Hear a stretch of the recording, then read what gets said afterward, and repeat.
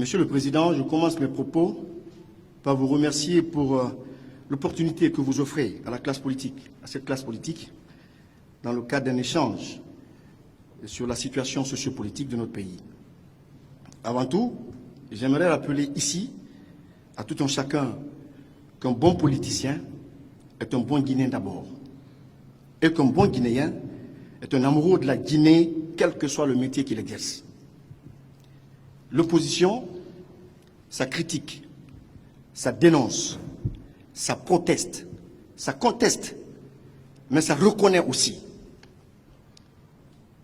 Autant l'opposition combat les inégalités et l'injustice d'un système, autant elle doit reconnaître et apprécier les acquis de ce même système, sinon elle s'inscrit dans une logique apatride pour saper toutes les bonnes actions et les bonnes volontés de ce système. Alors, c'est dommage de constater aujourd'hui, Monsieur le Président, que ceux qui sont censés être la source d'inspiration politique des jeunes leaders que nous sommes s'entre-déchirent parfois pour des petits bouts de pouvoir. Nous savons tous que l'essence de la conquête du pouvoir, c'est tout pour moi, rien pour les autres.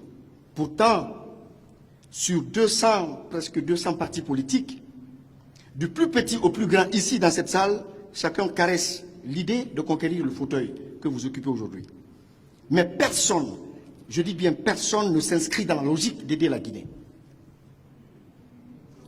Il faut systématiquement rejeter, même quand c'est bon, il faut casser les édifices publics, il faut saper les actions qui méritent d'être appréciées, il faut sacrifier nos enfants qui sont le devenir et l'avenir de ce pays. Parce qu'on veut exercer le pouvoir pour une question de prestige historique ou une question de communauté. Loin de moi l'idée d'affirmer qu'un pouvoir ne devrait pas avoir d'opposition. Mais on doit arrêter avec ces pratiques maintenant, car la Guinée en a trop souffert. Nous sommes tous coupables, y compris moi-même. Mais si l'on ne peut pas faire de rétrospective par rapport à ce qui a marché et ce qui n'a pas marché, ça voudrait dire que le rêve de voir une Guinée émergente ne nous préoccupe point. C'est plutôt le pouvoir, rien que le pouvoir.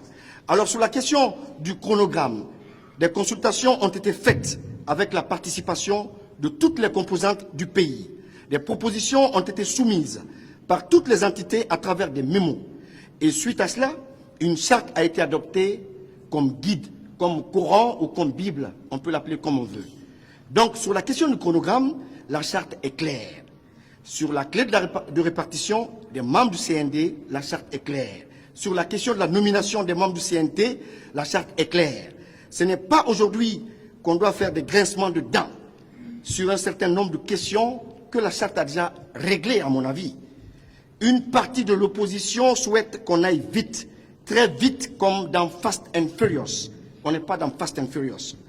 C'est tout à fait légitime de leur part, sauf que, à moins que je ne me trompe, toutes les questions liées aux élections, à la durée de la transition, au nombre de mandats, à la limitation d'âge, seront méticuleusement et soigneusement discutées au CNT avec les représentants des différentes entités. Donc, je vous demanderai, Monsieur le Président, de bien vouloir nous situer sur la mise en place du CNT, parce que ça prend du temps et ça fait des grincements de dents. Bonne année, je vous remercie.